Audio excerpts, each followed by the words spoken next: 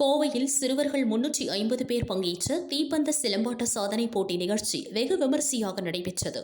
Kovai Decathlon, Veeravarman வீர சிலம்பாட்ட பயிற்சி பள்ளி மற்றும் பிராட்வே இணைந்து நோபல் உலக சாதனை முயற்சி போட்டியை நடத்தியது.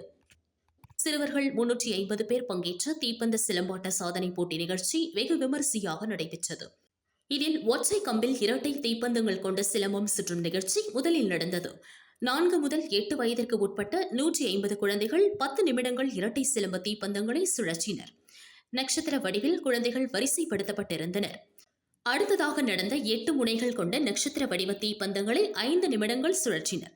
10 வயதிற்கு மேற்பட்ட 200 குழந்தைகள் இதில் பங்கேற்றனர். வீரவர்மன் சிலம்பு பயிற்சி பள்ளி பயிற்சியாளர் ராதாகிருஷ்ணன் கூறுகையில், தமிழர்களின் கலையான சிலம்பாட்டம் அழிந்து வரும் நிலையில் உள்ளது.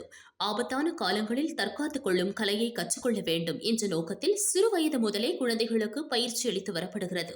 நெருப்பையும் பாதுகாப்பாக கையாள முடியும் என்பதை முன்னிலைப்படுத்தவும், உலக அளவில் இந்த கலையை கொண்டு செல்லவும் இந்த நிகழ்வை நடத்தியுள்ளோம். சிலம்ப கலையை பாதுகாத்து மறுமலர்ச்சி பெற அரசு உதவ வேண்டும் என்றார்.